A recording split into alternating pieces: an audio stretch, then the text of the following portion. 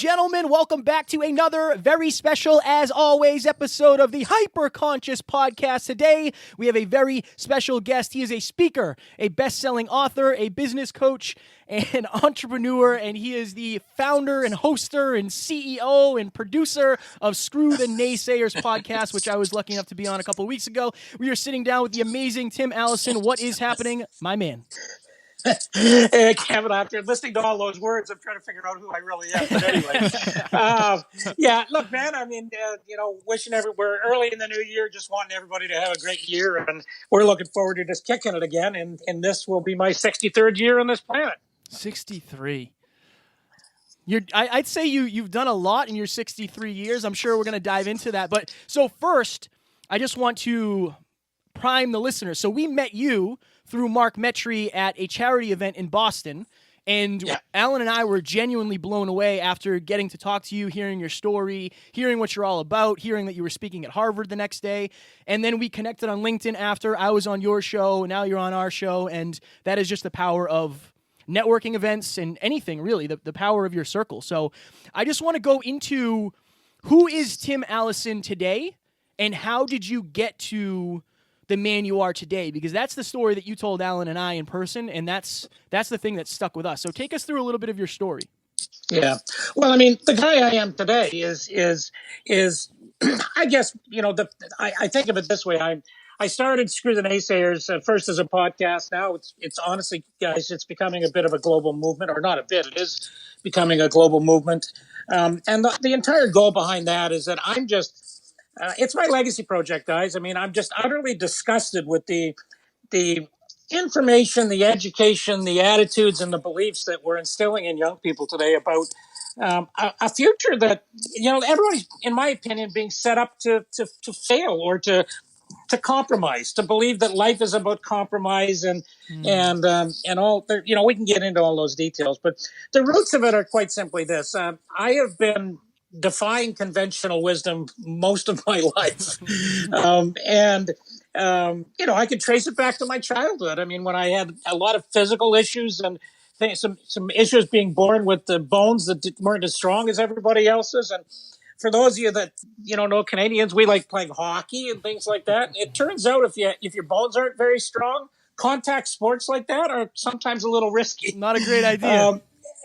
But you know what? I did that well into my teens because I just sort of refused to accept that those limitations were there. Now, truthfully, whatever your belief system is about the beings that are out there and how we come into this world, I do have some physical limitations. There are some things that I can't do. But I think what it instilled in me was this belief that when I look at something, when somebody tells me I can't do something, the filter I use is, well, what are the odds of me ending up in the hospital needing surgery? Right.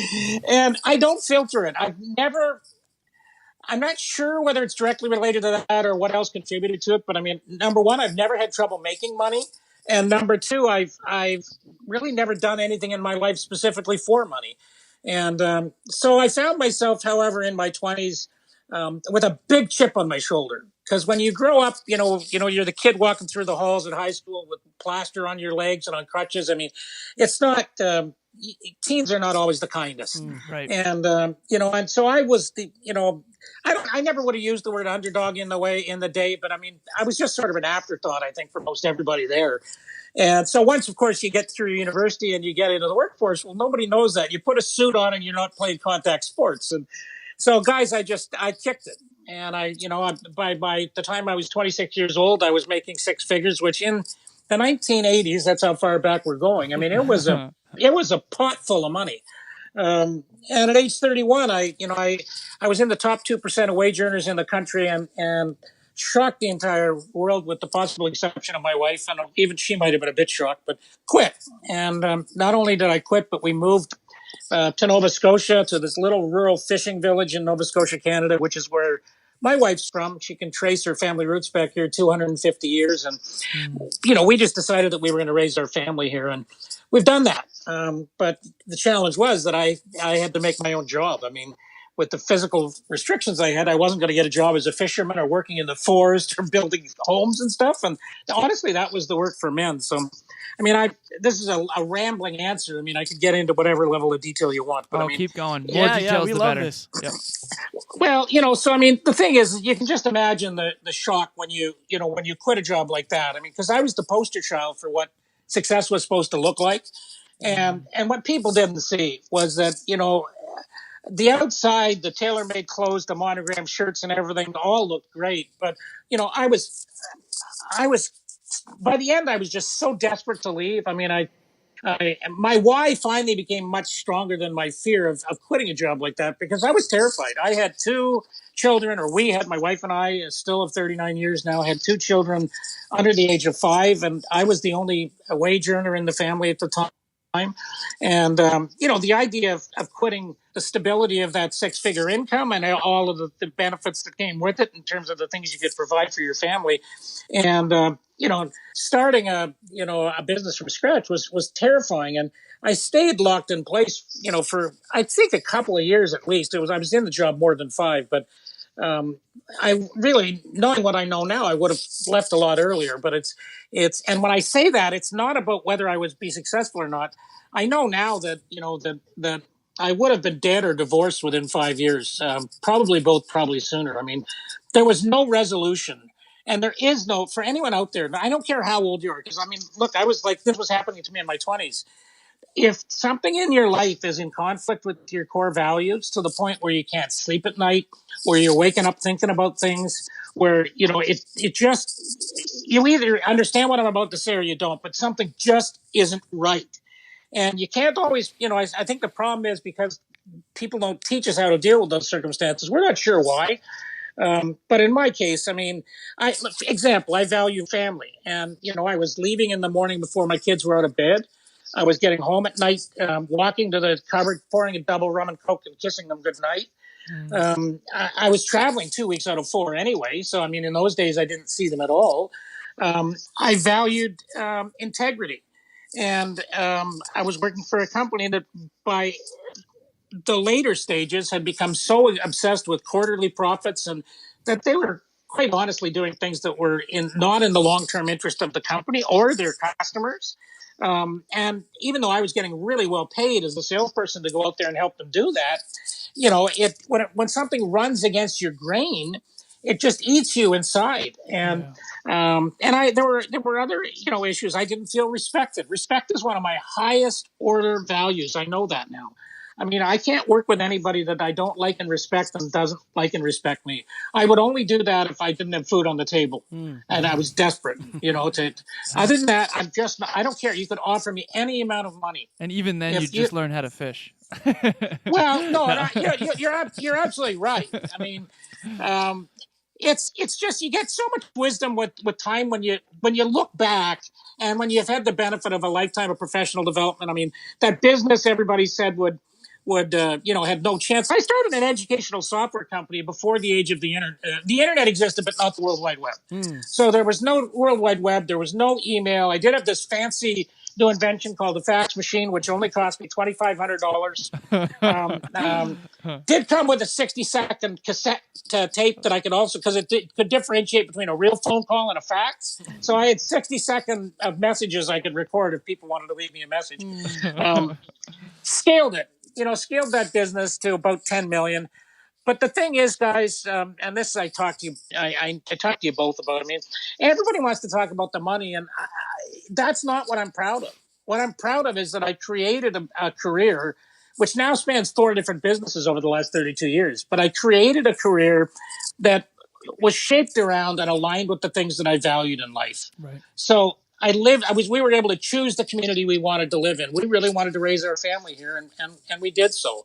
I wanted to be present at my kids' sporting events, whether it was hockey for my son or basketball and soccer and dance for my daughter. And, I worked hard. This isn't one of these things, well, I'm going to escape and just, work 20 hours a week or that kind of stuff. I worked hard, but I could control my schedule. If I wanted to take the afternoon off or the weekend off to do something, I'd just make it up later that night or another night. I just think that and this is really what circled back full term when I got to age 60 and decided to start Screw the Naysayers.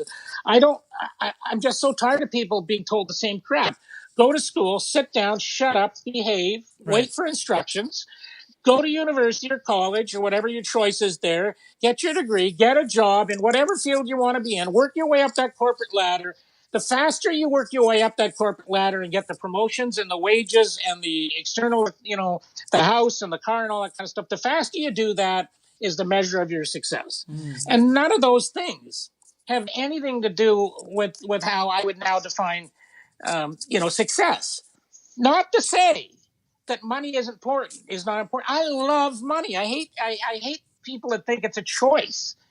People suggest you can have money or you can have, in my case, I could have that lifestyle, but I couldn't have both. And it's a crock of what. Yeah. It's just that I find money follows when we work at a cause, when our why is really important. And when we work at that with sustainable effort and challenge ourselves to work to our potential, and we're heart-centered about the way that we approach it, then money follows. Tim, I want to jump back to when you left your job in corporate America or corporate Canada, whatever that is considered, right? Yeah. How did you get over those voices in your head that were saying, like, everybody else obviously was probably telling you were crazy, but what was your thought process, and how do you get over not only those limiting beliefs, but you seem to be a man who has undying self-belief. How did you get to that point, and how did you really get rid of those limiting beliefs that you knew would hold you back? Yeah, well, it's a hell of a question, Kevin. And honestly, I'd like to say it was just there and it happened one day, but it didn't. The strongest voices that were telling me I was crazy were the ones in my head. I mean, that was absolutely the biggest barrier that I had to get over. And I really think it only because it got to the point where I felt so bad. I physically and mentally and everything else, I just felt so bad that I felt like I had to do something. Right. But what I will also tell you is that when we arrived here and we moved back to Nova Scotia, we had enough money, to cover our living and food expenses and pay the mortgage and that stuff for about 6 months.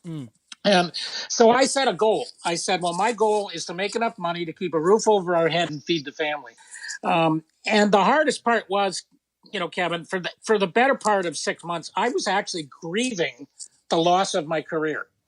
Because I had walked away, but I had still bought into this bullshit. I don't know if I could say that. Yeah, you can. You're good. I bought into this bullshit idea that I couldn't have a lifestyle and a career. It was one or the other. Right. So I was really, really moping and depressed, and sometimes literally my wife would have to tell me it was time to go have a shower, and that's not me. It was just and really, for the first 3 years of that business, we started getting it going. I mean, I will tell you there was $762 in the bank when I got my first contract. But we got it going. And, I'd say, though, for the first 3 years, because my goal was to make enough money to put food on my table and to keep a roof over my head, that's exactly what I did, and really not a penny more. And it wasn't a lot of fun because, when you're living paycheck to paycheck, anybody that's doing that knows it's not fun. Oh, yeah. But when you're the one writing the paycheck and not sure it's going to be there, it's even less fun. Right. And so I was stuck. So I wasn't this boy genius who just figured this thing out at 31. It was about 3 years in, and I had the good fortune. I just believe we all need mentors. Sometimes we pay for them. Sometimes they come into our lives in different ways. I met a guy, a big, New England Polish descent guy who was living in Minnesota at the time, and of all places, I met him in California. And I was only there because the snow was about 3 feet high in Nova Scotia, and I decided to go to this conference and said to my wife, "I'm sorry, dear, but I've got to go take one for the team and fly to California." But I remember sitting. Roy's gone now, but I remember sitting there having a drink with him. He was having a Tanqueray martini. I still remember it.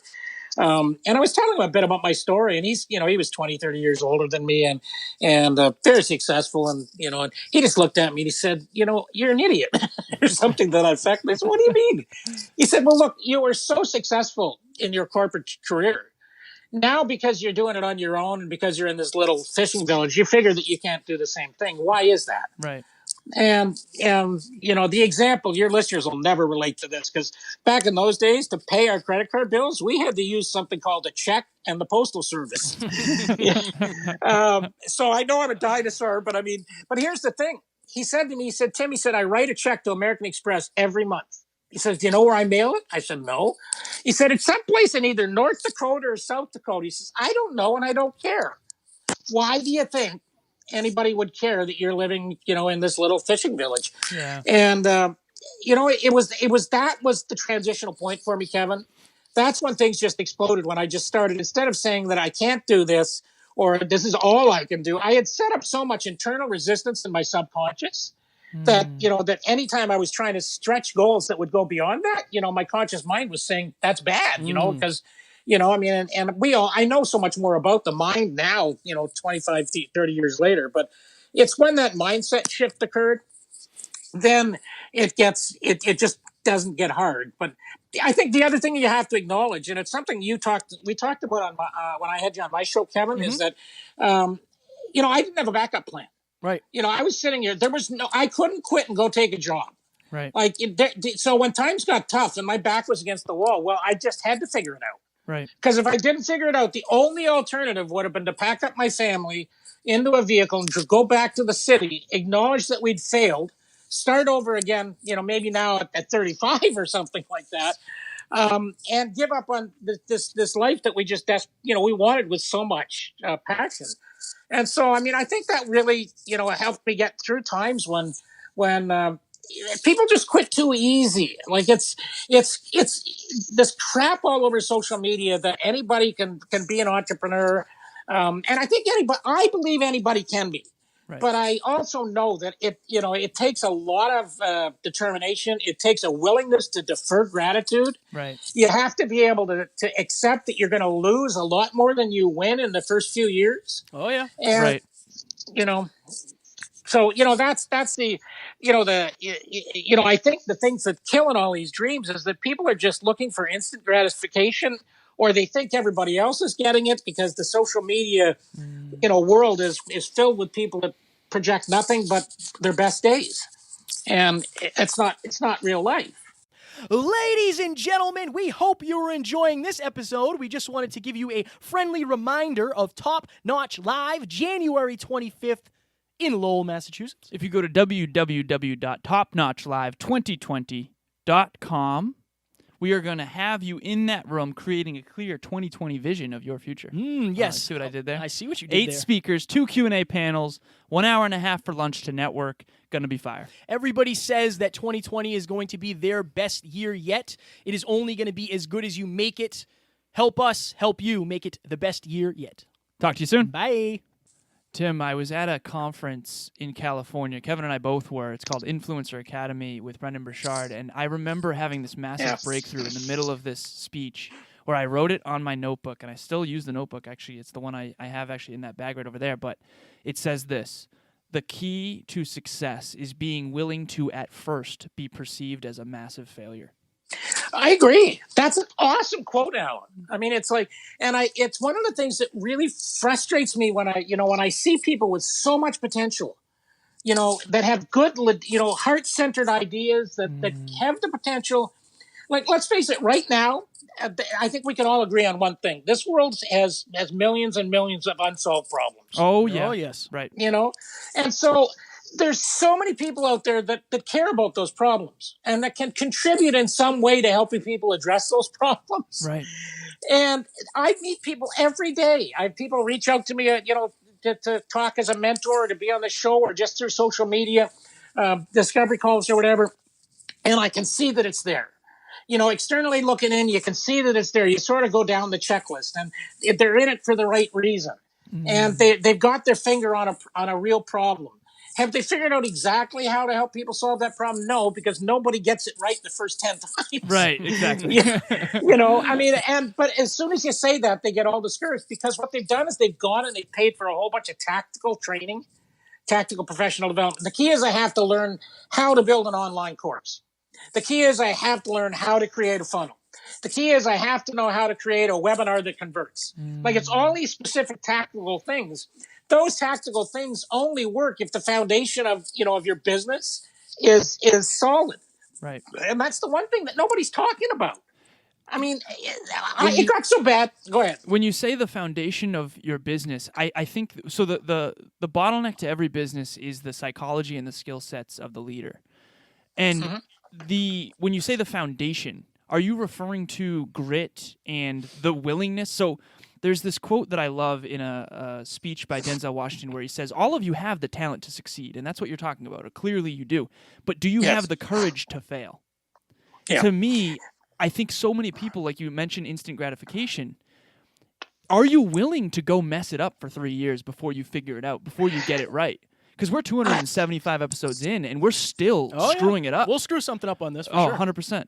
Well, and look, I'm 32 years into my entrepreneurial career, and I screw something up every week. I mean, no, I do. And I would like to, there's first of all, I absolutely agree with you, Alan. I mean, you must go in, willing to fall flat on your face and not giving a crap if people laugh at you or tell you that I told you so. And you got to remember that back in our school days when kids were always saying, I told you so, that kind of crap. Unfortunately, a lot of people will never grow out of that. Right. So I do agree that the mindset foundation is really important. But what I was actually talking about there is that there is, there's really two ways you can go about if you have the right mindset and you care enough and you're willing to just keep falling on your face until you get it right, you'll eventually get there. Right. Okay? But what I see is people spending falling on their face way more times than they need to. Right. Because we somehow, as a society, have come to believe that business is now so different today. And I'm speaking from experience here, because when I started the Screw the Naysayers as a podcast first, and then as a digital, providing digital services and coaching and mentoring and all this kind of stuff, I reached a point where I honestly started to question if all of my 30 years of business experience was still relevant. Because all around me, people were telling me it's different and you could use technology to do this and this is how it's done and there's these shortcuts and the issue that I see missing in most businesses is the very fundamental questions about, well, are you really, really clear on the problem that you're solving for people? Right. And most people, quite candidly, aren't. If you want to have fun someday on social media, I've done this, but anybody out there wants to try this, have some fun. Put a post up on social media encouraging, your business owner friends to explain the problem that they solve for their customers. And then sit back and laugh because, especially if you're doing it in like a messenger chat type of thing, it's even funnier. Because it should take somebody about 8 seconds to type a 1-sentence explanation of what problem they're solving. Right. But what you'll start to see is ... And this will go on and they'll be erasing it and it'll still keep going ... And then you'll get this massive paragraph. That is a business that no matter how good they do with all of the other tactical, tools, doesn't really understand the problem they're solving. And until you have absolute clarity on that, you're never going to scale it. You're probably never going to get to, much past starvation level. If people don't spend enough time and they're not challenged enough, they'll give you an answer and nobody ever says, that's crap. That's not that's a symptom. Because the other thing, 9 times out of 10, or probably 99 times out of 100, people will provide a symptom. I'm solving this problem and it's really a symptom. They haven't gotten down to the core cause of why people are struggling. And an obvious example is how many businesses on social media are telling people that what's the biggest single pain point for most businesses? Profitability. Yeah, and really, clients? For most it's clients, right? Right. That's really what it is. And so how many businesses say, I can solve your client or your revenue problem? A lot, especially now with social media marketing. That's a huge thing. Exactly. Everybody says they've got a solution, eh? Right. What happens if the product or service you're selling is crap? Or what happens if you haven't clearly defined? Right. Seth Godin, when he was on my show, he used a phrase that I'm so used to hearing the word minimally viable product. I thought that was where he was going. And he said, minimally viable market. And he says he thinks the challenge is to find the smallest viable market you could exist on in the entire world. And it, obviously in this global world, people can be geographically located anywhere. But what do they look like? what are the 10 people or the 20 people or 50 people or 100 or whatever the heck it is, Right. you know? But people are not niched down at the beginning on who they're really best positioned to help. Right. And so by not understanding what the problem is they're trying to solve with the kind of clarity that is needed, by not having enough clarity on who it is they're serving. And then the other question that almost nobody can answer is, why the heck should I buy my solution from you? Like, what's unique about you? And they'll ramble. And, if you don't have, and then everybody says, well, the answer to that is simply personal branding. Look, I believe in personal branding. I mean, screw the naysayers. If you take a look at everything I'm doing, there's a lot of personal branding in my brand. Right. But that is only part of it. If you want to sell a product or service, you've got to have not just a linkage to your story about, why you're best positioned to help them. Right. You need some sort of proprietary solution. Right. And credibility. You can't, right. And credibility. But it comes from, and sometimes the credibility can come from our story, eh? But obviously social evidence, social proof is important. But even at the beginning, it can come from our story if we've done something that other people want to do. Exactly. You can get some credibility there. But if I can't explain how I can teach you to do the same thing and do it in a way that you can't just get for free on the internet, then why would you buy it from me? Tim, so we've got a whiteboard here with a bunch of different things that we wanted to ask you. One of them is something that, again, your podcast is called Screw the Naysayers. We want to understand why the world is the way it is. Hyperconscious, if you look it up, it means acutely aware. So from your perspective, why do naysayers exist? Well, because most of us have, for almost everybody, our fear of failure is greater than our belief that we can live the life or get the things that we want in life. So the vast majority of the people that we're surrounded with, Alan, Kevin, the vast majority of people don't believe in a better future for themselves. They're not connected, with their future self either. But they simply can't see the benefits of putting their time and effort in. And because they can't visualize themselves doing it, they project their belief system onto anybody who comes along and says you're going to do something crazy like I did, or even like, your guy's story. Yeah. People react negatively because you're challenging a convention that they've accepted. Right. Oh, that life is so important. Yeah. Wow. Yeah. Life is about settling, eh? And truly, and I really, I'm a boomer, and we have continued on the messaging that came from our parents. And and that is that life is about compromise.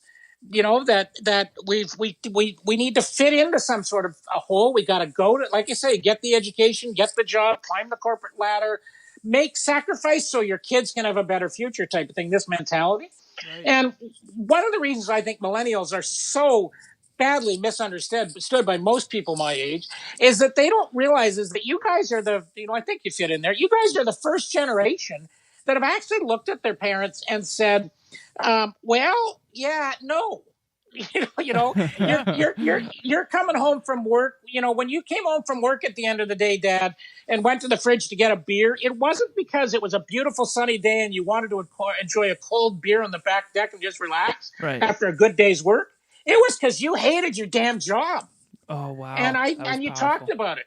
Wow. So now we've been telling our kids to do the same thing. And because you live in this world of social media and of the internet and the ability to realize that not everybody's doing that, the masses have now are coming to the realization that it doesn't have to be like that. Mm-hmm. The thing is that even though everybody now will intellectually say it's true, most people actually, their subconscious mind, that they're not putting in the work. And so their subconscious mind has still bought into crap little ideas about money, for example, that wanting more money is selfish. Mm-hmm. Money is the root of all evils. If you have that subconscious belief system, your mind is going to resist anything you're doing that is going to try and attract more money for you. Right. I mean, on one hand, you desperately, I meet so many young people. My biggest problem is I don't have enough money. But when I start talking to them, I realize that, well, until you reprogram your subconscious mind to realize that having money is not an evil thing, that people who have achieved money in and of itself, that doesn't make them evil. People can do bad things with money and people can do good things with money. Right. But I, for one, find it a lot easier to to gain knowledge and to invest in myself and to help others when I have money. Right.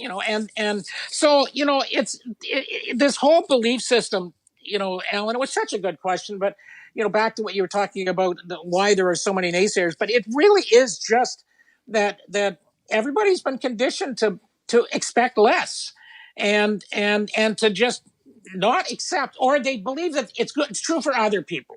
Yes, anybody can do it, but not me, Right. Tim, how do you know? So you've coached a lot of people, you've mentored a lot of people, you've been coached and mentored by numerous people, I'm sure.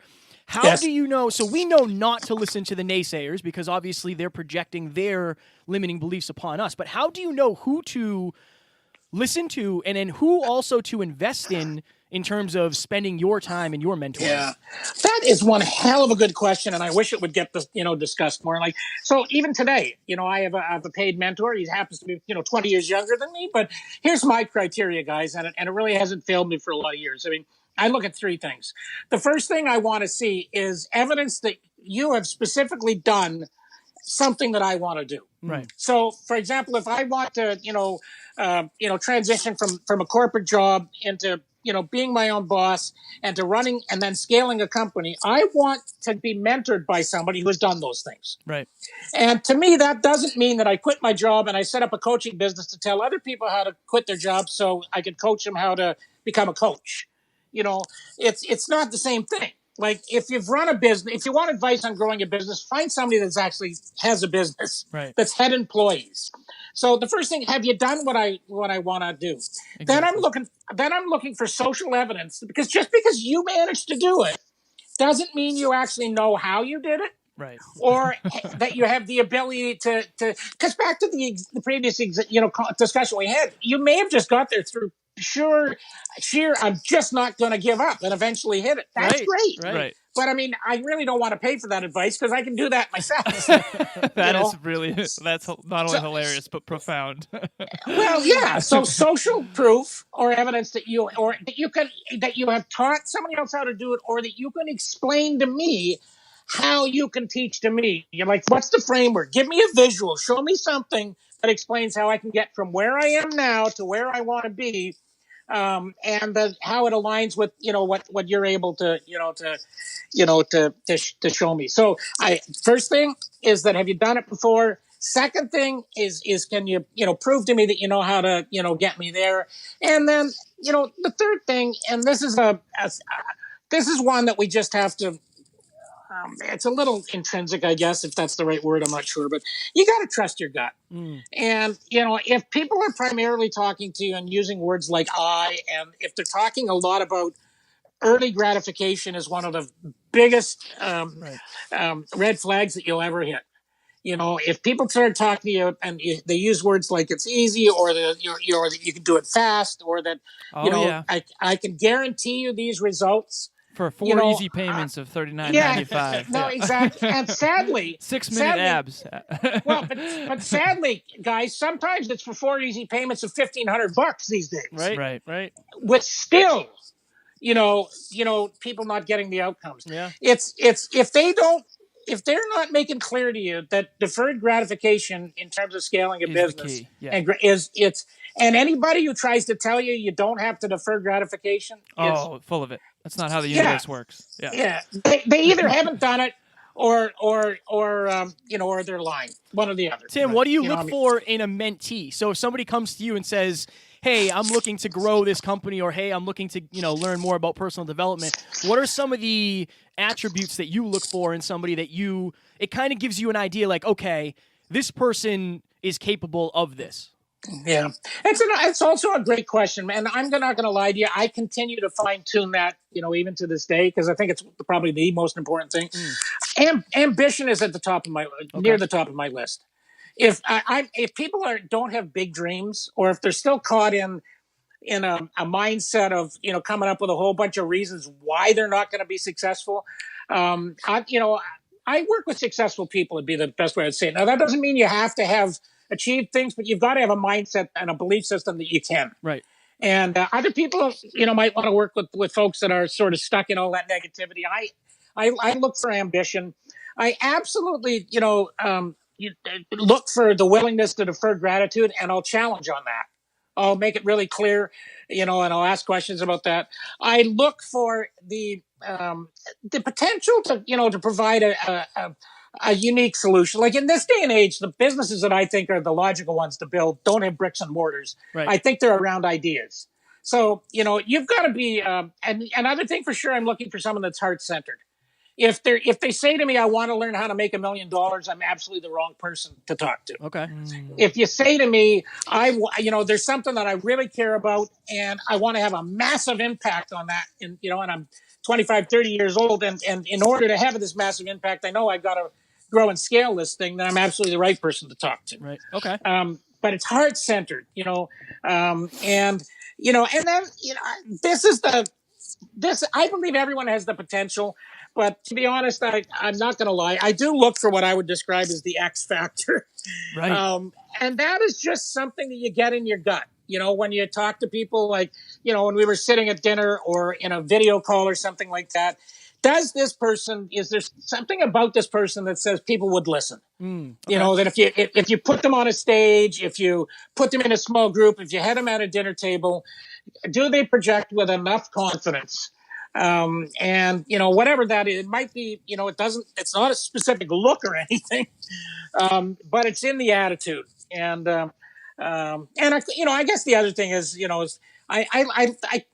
I look for evidence that they've been investing in themselves. Like, if you haven't been investing in yourself and trying to learn, and you're not meeting me partway there, right.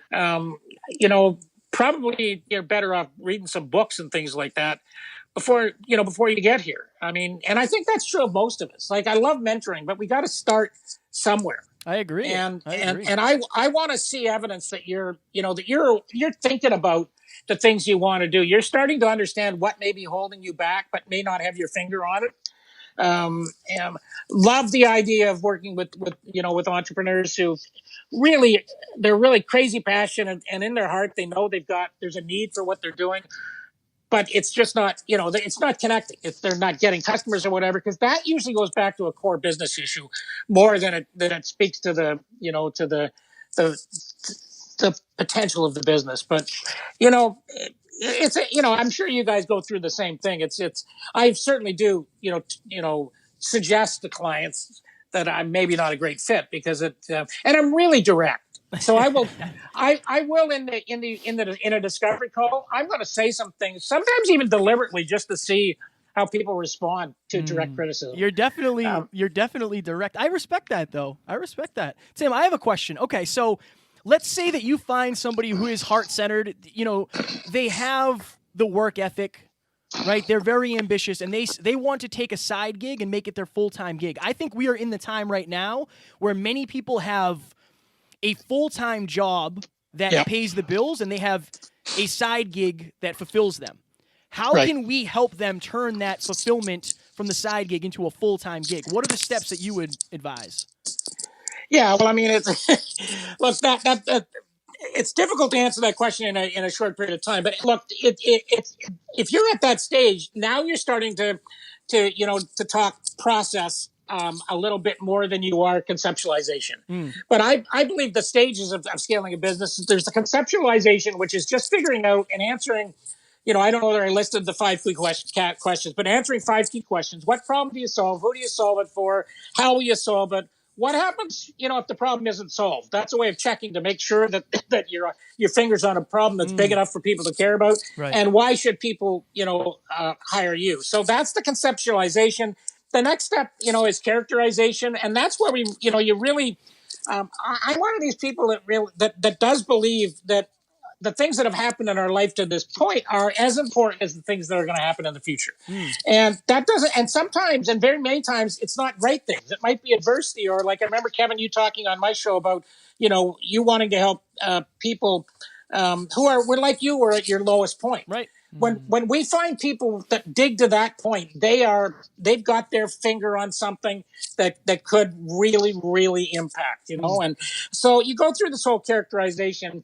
The next stage is communication, and this is where you start to get a little bit more, more tactical. But that is when you're going to start to talk about, some of the issues like the use of the technology and and the like. But it's about again, it's back to basics. It's about making sure that your messaging and your copy and your your keynotes and are all aligned with a laser focus on that minimally viable market that you're trying to serve, and then from communicate.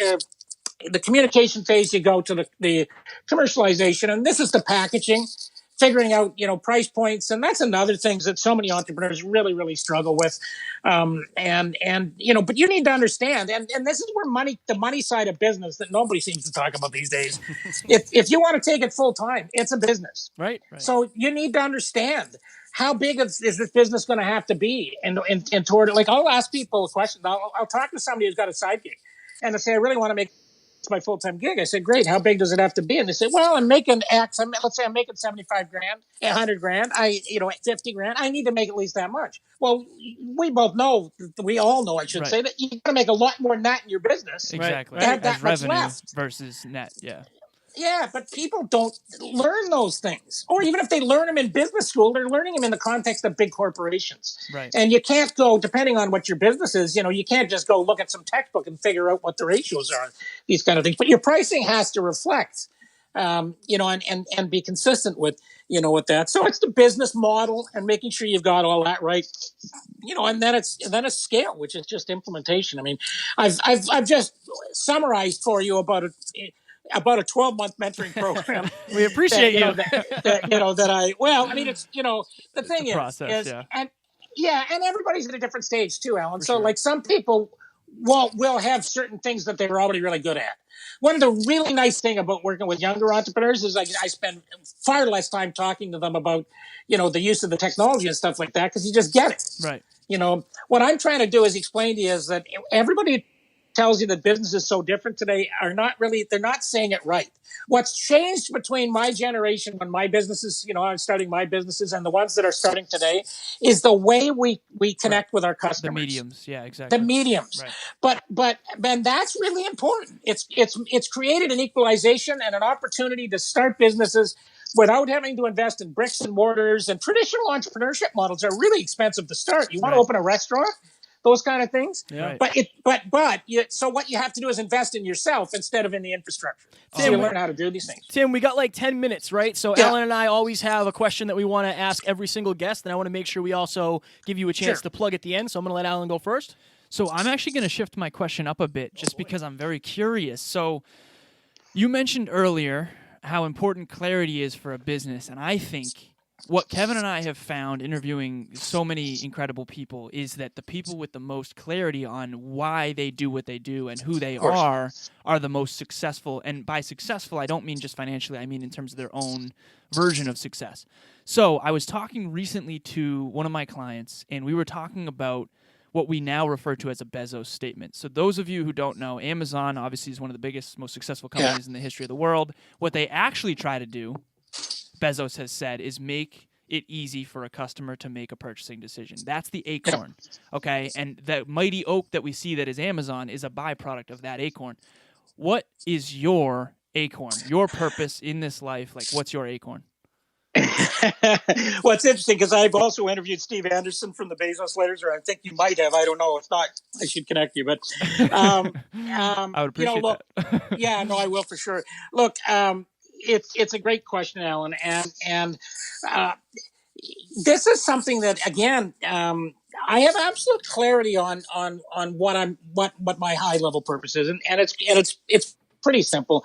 I want to inspire and educate people to shatter self-limiting beliefs and create jobs and businesses that aligns with the things they value in life. Wow. I mean, because that's what I did. That was my biggest pain point 31 years ago. That I had a really exciting job, and I hated the idea that I had to give it up. But I felt like I did. Of course, not true. But I also really, really wanted this rural, in my case, this rural lifestyle. And like, I'm not telling everybody to move to the city. I'm telling everybody to opt out of the system. Opt out of a system that tells you where you should live, what time you should get up, where you should go to work, and figure out what's really important to you and start with that list. and then shatter those self-limiting beliefs. And so I use the podcast and my mentoring and speaking and all those kind of things to talk about, to both share. I think the power of story is the most powerful way we can do that. So I try a lot to share stories. And like you, interview other people that have found ways to do that. Another guy, by the way, that I just put out there for people that they may want to look up, and again, I'll make an introduction if you're interested, but there's a guy named Poirier, who's got a book coming out called The Book of Why and How. But Corey is an amazing guy. He's done 6,000 podcast interviews, guys. Wow. Goodness. He started, I think, about the time of Seth Godin. And so he's got so much, wisdom in there. But, he says his goal, he's an amazing public speaker. He's one of the few guys that I know has been making six figures in public speaking for as long as I can remember. He's, really, really, really. But his goals are, if I get them right, his purpose is to inspire, to educate, to motivate, to entertain. I'm going to miss one of them, but he evaluates everything in life against those things. Business, and will he accept the gig? Will he work with anything? And he says, I need at least 3 of those 5 to get checked off. 3 gets you a possibility. Right. 5 is 4 a lock. Or more. Yeah. 5 is a lock. 4 is probably a lock, Right. So I don't know. I hope that answered your question. It really did. Thank you. Thank you so much. I'm going to switch my. Oh, go ahead. For the listeners, real quick, just understand, and we're pulling back the curtain here, of all these people that are successful and have designed life on their own terms. That acorn is the clarity. Look at how clear he was on why he does what he does. Just remember that. I'm also going to switch my question up a little bit, Tim. So Alan and I both have words that we use when we refer to ourselves. Evan Carmichael has a book called Your One Word. If you could only sum yourself, your journey, your attributes, your strengths, your weaknesses up into one word, what would that one word be? Defiance. Defiance. I like that. Wow. I like that.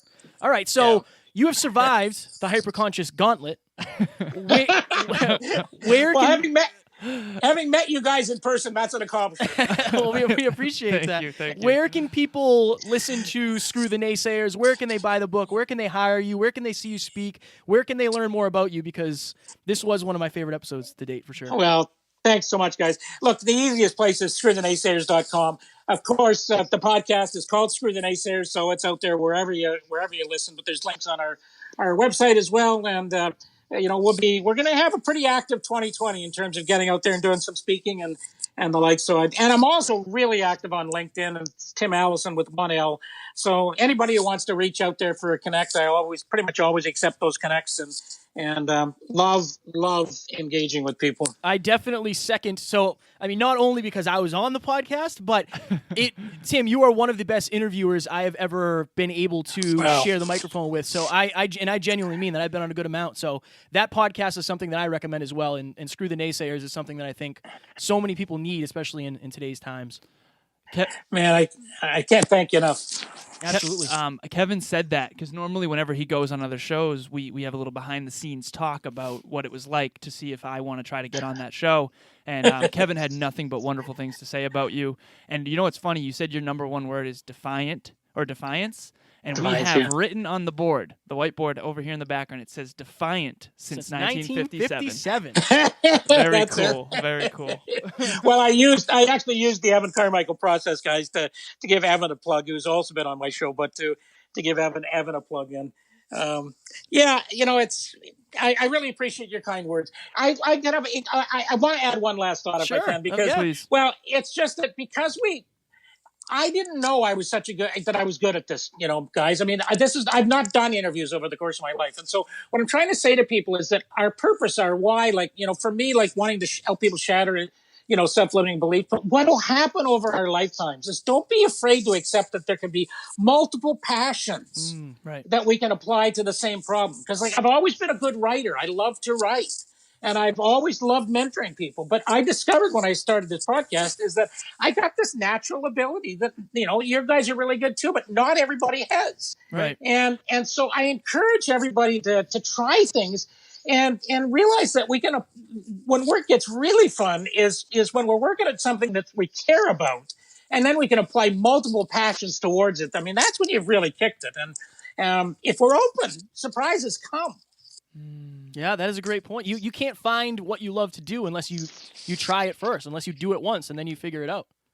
Exactly. Start with the problem you want to solve and then figure out the vehicles along the way. I love it. This has been fire. Do you have a 10-second blip, Tim? If you could leave the listeners with 10 seconds of motivation, something that'll help change their day, what would it be?